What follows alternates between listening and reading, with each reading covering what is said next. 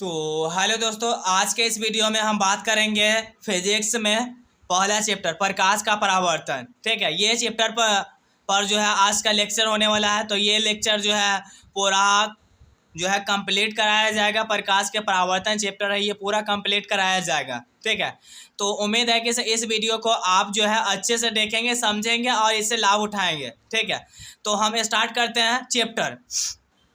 तो प्रकाश से संबंधित कुछ मुख्य तथ्य जिनकी जानकारी आपको पिछले वर्ग में हो चुकी है तथा जिनका उपयोग आपको इस अध्याय और अगले 2 अध्याय में करना है निम्नलिखित है। पहला है प्रकाश और उसके स्रोत। प्रकाश भैया क्या होता है और उसका स्रोत क्या होता है, ये हम लोग जानने वाले हैं। ठीक है, तो वस्तुओं को देखने के लिए आँख के अतिरिक्त प्रकाश का होना भी आवश्यक है। अब हम कोई भी वस्तु है, ठीक है, मान लेते हैं यहाँ पे कोई एक वस्तु है, इसको हम देखेंगे कैसे। इसको ये वस्तु है मान लेते हैं, ठीक है, वस्तु है, इसको ये हम कैसे देखेंगे। कोई भी वस्तु हो, चांद तारा कुछ भी हो, कलम कापी कोई भी हो, वो हमें क्यों दिखता है ये हम समझेंगे। ठीक है, तो वस्तु को देखने के लिए आंख के अतिरिक्त प्रकाश का होना भी आवश्यक है। यानी आपको तो आंख है ये है, लेकिन क्या अंधेरा में आप देख पाते हैं कोई वस्तु को? नहीं देख पाते हैं। तो सोचिए कि ऐसा क्यों होता है। अगर देखने के लिए आँख ही ज़रूरी होता तो आप तो रात में भी देख लेते, लेकिन आँख के अलावा भी कोई और वस्तु की आवश्यकता होती है। ठीक है, अंधेरा में हम कुछ भी नहीं देख पाते हैं, अतः प्रकाश वह कारक है जिनकी सहायता से हम वस्तुओं को देखते हैं। ठीक है, यानी प्रकाश जो है वो माध्यम है, वो कारक है जिसके सहायता से हम किसी भी वस्तु को, कोई भी वस्तु है उसको हम देख पाते हैं। किसके कारण? प्रकाश के ही कारण। ठीक है, तो प्रकाश वह कारक है जिनकी सहायता से हम वस्तुओं को देखते हैं। वास्तव में प्रकाश जब वस्तुओं से टकराकर हमारी आंख तक पहुंचता है तभी हम वस्तुओं को देख पाते हैं। यानी वास्तव में होता क्या है कि ये वस्तु है, ठीक है, यहाँ पे प्रकाश जो है सूर्य के प्रकाश आया, इस पर लाइट पड़ा और ये आपके आंख तक आता है, तभी आप जो है इसे देख पाते हैं, अन्यथा आप नहीं देख पाते। ठीक है, तो वास्तव में प्रकाश जब वस्तुओं से टकराकर हमारी आंख तक पहुँचता है तभी हम वस्तुओं को देख पाते हैं। जब वस्तु से प्रकाश निकलता है, ठीक है, जिस वस्तु से प्रकाश निकलता है उसे प्रकाश स्रोत कहा जाता है। यानी जिस वस्तु से प्रकाश निकलता है, अब यहाँ से सूर्य है, ठीक है, सूर्य से प्रकाश निकलता है, बिल्कुल यहीं से तो प्रकाश निकलता है। और क्या चीज़ से? लालटेन, मोमबत्ती, ये सबसे क्या होता है? प्रकाश निकलता है। बल्ब जो है, ये सबसे क्या होता है? प्रकाश निकलता है। जिस वस्तु से प्रकाश निकलता है उसे प्रकाश का स्रोत कहा जाता है। कुछ प्रकाश स्रोत प्राकृतिक है, ठीक है, यानी कुछ जो है प्राकृतिक यानी ऊपर वाले के दिया गया है, लेकिन जो है कुछ मानव निर्मित जैसे सूर्य तारे आदि जो है प्रकाश के प्राकृतिक स्रोत है। यानी सूर्य तारे ये सब क्या आपने बनाए हैं? नहीं ना, हम लोग नहीं बनाए, मानव लोग नहीं बनाए, ये कौन बनाया? प्राकृतिक का देना, ऊपर वाला का देना है। ठीक है, तो ये जो है प्राकृतिक प्रकाश के स्रोत है। इनमें सूर्य हम पृथ्वीवासियों के लिए प्रकाश का सबसे बड़ा स्रोत है। यानी जो है सूर्य जो है पृथ्वीवासी यानी जितने भी पृथ्वी पर लोग रहते हैं उसके लिए जो है अति इम्पोर्टेंट, यानी जो होता है ना जीवन में, जो है इसके बिना जो है जीवन नहीं चल सकता, ऐसा जो है इनमें सूर्य हम पृथ्वीवासियों के लिए जो है प्रकाश का सबसे बड़ा स्रोत है। यानी इससे हमें प्रकाश जो है सबसे अधिक मिलता है। बिजली का जलना, बल्ब या ट्यूब, मोमबत्ती, लैंप, लालटेन, दिया आदि प्रकाश के मानव निर्मित स्रोत है। यानी ये जो है, ठीक है, लालटेन बात करें, ट्यूब बात करें, ये सब क्या है? लैंप बात करें, ये सब क्या है? ये सब जो है मानव खुद बना है। ठीक है, ये जो है ऊपर वाला के दिया हुआ नहीं है, ये जो है प्राकृतिक के देन नहीं है, ये जो है मानव खुद बना है। ठीक है, तो प्रकाश के जितने भी स्रोत हैं उनमें अन्य प्रकाश की विभिन्न ऊर्जाओं को प्रकाश में बदला जा सकता है। यानी प्रकाश के जितने भी स्रोत हैं उनमें अन्य प्रकाश की विभिन्न ऊर्जा को प्रकाश में बदला जा सकता है। जैसे लालटेन, लैंप आदि में तेल में संचित रासायनिक ऊर्जा को प्रकाश में बदला जाता है। ठीक है, यानी लालटेन में जो है तेल डालते हैं, किरोसिन तेल डालते हैं, ठीक है, तो वो क्या करता है? रासायनिक ऊर्जा होता है उसमें, ठीक है, और उसी को हम क्या किए? प्रकाश ऊर्जा में बदल दिया। ठीक है, इसी प्रकार बिजली के बल्ब या टॉर्च में विद्युत ऊर्जा को प्रकाश में परिणित किया जाता है, यानी जो है बदला जाता है। ठीक है, ये जो है बिजली के बल्ब या टॉर्च, इसमें क्या होता है, विद्युत ऊर्जा होता है, उसे हम क्या चीज़ में कन्वर्ट करते हैं, बदलते हैं, क्या चीज़ में, प्रकाश ऊर्जा में बदलते हैं। ठीक है, प्रकाश में परिणित करते हैं। इस प्रकार हम पाते हैं कि ऊर्जा के विभिन्न रूप से प्रकाश की प्राप्ति होती है। अतः प्रकाश एक प्रकार की ऊर्जा है। ठीक है, प्रकाश क्या है, एक प्रकार की ऊर्जा है। कोई भी जो है ऊर्जा, ठीक है, रासायनिक ऊर्जा हो, विद्युत ऊर्जा हो, उसे हम कन्वर्ट कर सकते हैं प्रकाश ऊर्जा में। ठीक है, तो इसीलिए जो है प्रकाश एक प्रकार की क्या है, ऊर्जा है। ठीक है, प्रकाश एक प्रकार की क्या है, ऊर्जा है। ठीक है, अब हम दूसरा बात करें, प्रादीप्त और अप्रादीप्त वस्तु। ठीक है, प्रादीप्त और अप्रादीप्त वस्तु। कुछ वस्तुएं प्रकाश उत्सर्जित करते हैं, जैसे सूर्य, बिजली का जलता हुआ बल्ब, जलते हुए मोमबत्ती। ये क्या करता है, प्रकाश जो है फैलाता है, खुद फैलाता है। ठीक है, तो कुछ वस्तु प्रकाश उत्सर्जित करते हैं, जैसे सूर्य, बिजली का जलता हुआ बल्ब, जलते हुए मोमबत्ती आदि वे वस्तु है जो प्रकाश उत्सर्जित करती है। अतः इसे हम क्या बोल सकते हैं, प्रादीप्त या दीप्तमान वस्तु कहते हैं। ठीक है, यानी जो है ऐसा वस्तु जो प्रकाश उत्सर्जित करता है, ठीक है, जिससे प्रकाश निकलता है, उसे हम क्या बोल सकते हैं, प्रादीप्त या दीप्तमान वस्तु कहते हैं। ठीक है, कुछ वस्तु प्रकाश उत्सर्जित नहीं करते हैं, जैसे टेबल, कुर्सी, पुस्तक, पौधे आदि वे वस्तु जो स्वयं कोई प्रकाश उत्सर्जित नहीं करता है, अप्रादीप्त वस्तु कहलाता है। ठीक है, यानी ऐसा वस्तु जो प्रकाश स्वयं उत्सर्जित नहीं करता है। ठीक है, वैसा वस्तु जो प्रकाश स्वयं उत्सर्जित नहीं करता है, उसे हम कौन सा वस्तु बोलेंगे, अप्रादीप्त। ठीक है, कौन सा वस्तु, अप्रादीप्त, यानी जो वस्तु जो है वैसा वस्तु जो प्रकाश उत्सर्जित करेगा ही नहीं, उसे हम क्या बोलेंगे, अप्रादीप्त वस्तु ही बोलेंगे। ठीक है, जब किसी प्रादीप्त वस्तु से निकला प्रकाश किसी अप्रादीप्त वस्तु से टकराकर हमारे आंख तक पहुंचता है, तब हम उस अप्रादीप्त वस्तु को देख पाते हैं। यानी जब प्रादीप्त वस्तु से प्रकाश निकलता है, अप्रादीप्त वस्तु पर जाता है, टकरा कर लौट के हमारे आंख तक आ पाता है, जिसी के कारण जो है अप्रादीप्त वस्तु को हम देख पाते हैं। उदाहरण के लिए चंद्रमा का अपना प्रकाश नहीं होता है। चंद्रमा जो है, ये जान लीजिए कि चंद्रमा का अपना प्रकाश नहीं है। ठीक है, तो चंद्रमा का अपना प्रकाश नहीं होता है, वह क्या है, अप्रादीप्त वस्तु है। जिसका खुद का प्रकाश नहीं हो उसे क्या बोलेंगे, अप्रादीप्त। ठीक है, जिससे प्रकाश निकलता है उसे प्रादीप्त है, जिससे प्रकाश नहीं निकलता है, जो उत्सर्जित नहीं करता है प्रकाश, उसे अप्रादीप्त बोलते हैं। ठीक है, तो चंद्रमा जो है प्रकाश उत्सर्जित करता है, नहीं करता है, इसलिए उसे क्या बोलेंगे, उसे बोलेंगे अप्रादीप्त वस्तु। जब सूर्य से प्रकाश चंद्रमा पर पड़ता है, ठीक है, यानी जब सूर्य, मान लेते हैं ये सूर्य है, ठीक है, यहाँ पे जो है ये सूर्य है, ये मान लेते हैं चंद्रमा, तो यहाँ सूर्य के प्रकाश जो है इस पर पड़ा, तभी ये हमें दिख पाता है। ठीक है,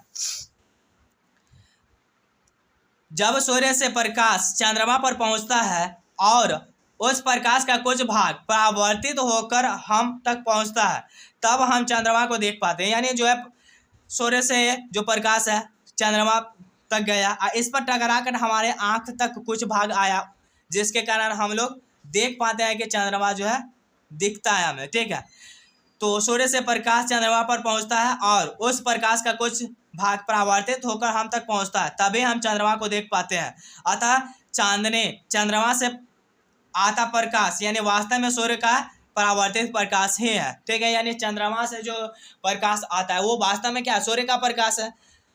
प्रकाश जैसे सूर्य से आता प्रकाश जब सूक्ष्म कणों जैसे वायु के कणों या धूल कणों पर पड़ता है, तो वे कण उन पर पड़ने वाले प्रकाश की कुछ ऊर्जा को अवशोषित कर फिर उसे चारों ओर विसरित करते हैं। इस प्रक्रिया को पराकिरणन कहा जाता है। यानी मान लेते हैं ये कोई कण है, ठीक है, सूर्य के प्रकाश आ रहा है, इस पर टकरा रहा है, तो ये जो है कुछ ऊर्जा को क्या कर लेगा, अवशोषित कर लेगा। क्या कर लेगा, अवशोषित, शोषित, क्या कर लेगा, अवशोषित कर लेगा, और कुछ ऊर्जा के अवशोषित करेगा और को क्या करेगा, चारों दिशा में फैला देगा। इसी प्रक्रिया को क्या बोलते हैं, प्रकाश का पराकिरणन बोलते हैं। ठीक है, इसी प्रक्रिया को क्या बोलते हैं, प्रकाश का पराकिरणन कहते हैं।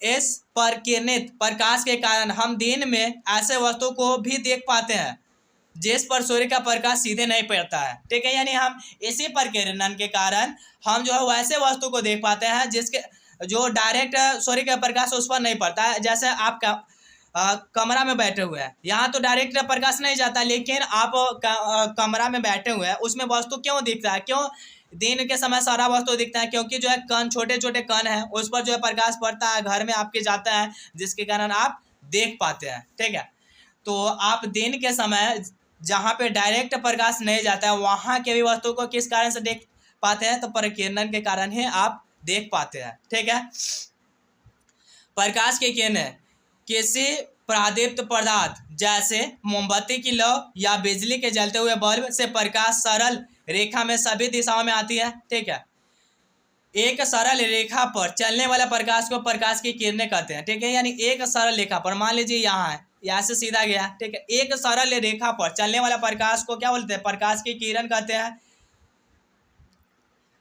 चित्र में सरल रेखा पर तीर का चिन्ह वाला दिशा बताती है जिससे प्रकाश चलता है। प्रकाश की किरणें के समूह को प्रकाश का किरण पुंज कहते हैं। यानी ये प्रकाश जो है सीधा चल रहा है, लेकिन एक से अधिक चलेगा, बहुत सारा प्रकाश चलेगा सीधा, तो उसे क्या बोलेंगे, किरण पुंज, क्योंकि अकेले तो है ना, किरणों के समूह को किरण पुंज बोलते हैं। ठीक है, तो प्रकाश, अगर प्रकाश की किरणें के समूह को प्रकाश का किरण पुंज कहते हैं।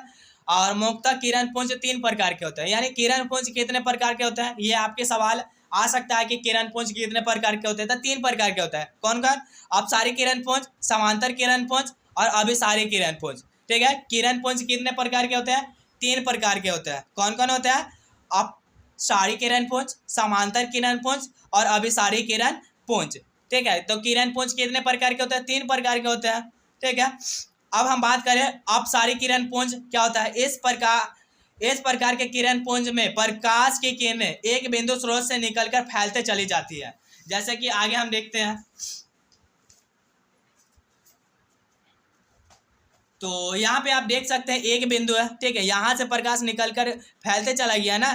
ठीक है, तो इसी को क्या बोलेंगे, अपसारी किरण पुंज। ठीक है, एक बिंदु से फैलते चली जाती है, उस किरण पुंज को क्या बोलेंगे, अपसारी किरण पुंज। ठीक है, एक बिंदु से प्रकाश निकलकर फैलते चली जाती है, उस किरण पुंज को क्या बोलेंगे, अपसारी किरण पुंज। समांतर किरण पुंज क्या होता है, ऐसे किरण पुंज में प्रकाश की किरणें एक दूसरे के समांतर होती है। यहाँ देख लीजिए, ये किरण जो है आपस में क्या है, एक दूसरे के समांतर है। तो समांतर किरण पुंज में जो होता है, प्रकाश के किरण जो होता है एक दूसरे के समांतर होता है। ठीक है, ऐसे किरण पुंज में प्रकाश की किरणें एक दूसरे के समांतर होती है। बहुत अधिक दूरी पर स्थित प्रकाश स्रोत से आते किरण पुंज को समांतर किरण पुंज माना जाता है। ठीक है, आगे देखते हैं अभिसारी किरण पुंज। इस प्रकार के किरण पुंज में प्रकाश की किरणें एक बिंदु पर आकर मिलती है या मिलते हुए प्रतीत होती है। अतः ऐसे किरण पुंज में किरणें के बीच की दूरी घटती जाती है। यहाँ से देखिए बहुत सारा किरण पुंज है और यहाँ से जो है एक बिंदु पर आके मिलता है। ठीक है,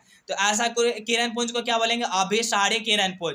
ठीक है, तो एक बिंदु पर प्रकाश की किरणें आके मिले, उस किरण पुंज को क्या बोलेंगे, अभिसारी किरण पुंज। ठीक है, कौन सा किरण पुंज बोलेंगे, अभिसारी किरण पुंज। ठीक है, अब जो होता है पदार्थ जो होता है, ये कितने प्रकार के होते हैं, तो पदार्थ 3 प्रकार के होते हैं, पारदर्शी, पारभासी और अपारदर्शी पदार्थ होते हैं। ठीक है, पदार्थ कितने प्रकार के होते हैं, 3 प्रकार के होते हैं। कौन कौन होते हैं, तो पारदर्शी, पारभासी और अपारदर्शी पदार्थ। ठीक है, पदार्थ कितने प्रकार के होते हैं, 3 प्रकार के होते हैं। कौन कौन, पारदर्शी, पारभासी और अपारदर्शी पदार्थ।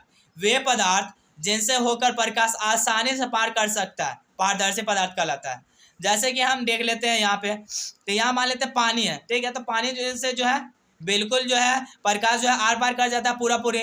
अब शीशा है, शीशा, ठीक है, तो शीशा से भी कर जाता है। ठीक है, तो वैसे पदार्थ को क्या बोलेंगे, पारदर्शी पदार्थ, जिससे जो है प्रकाश की किरण आर पार कर सकता है। ठीक है, वे पदार्थ जिनसे होकर प्रकाश आसानी से पार कर सकता है या कर जाता है पारदर्शी पदार्थ कहलाता है। जैसे कांच, पानी, हवा आदि जो है क्या है, पारदर्शी पदार्थ। ये सारा जो है कांच, पानी, हवा, ये सब क्या है, पारदर्शी पदार्थ है।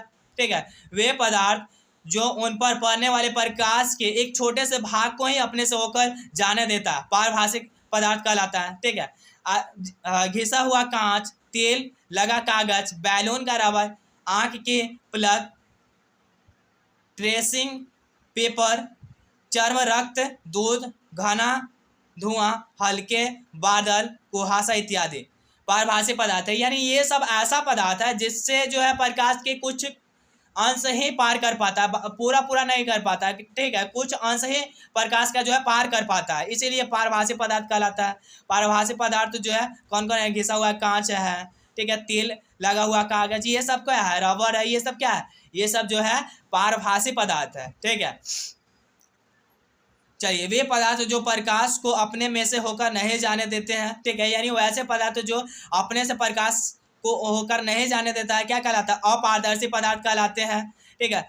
लकड़ी, लोहा, पत्थर, अलकतरा, पेंट, मोटा गत्ता, धातु की प्लेट इत्यादि अपारदर्शी पदार्थ है, ठीक है। ये सब पदार्थ क्या है? अपारदर्शी, जिससे जो है प्रकाश की किरण जो है पार नहीं कर सकता है, ठीक है। प्रकाश की किरण जो है पार नहीं कर सकता है, इसलिए इसे क्या बोला जाता है?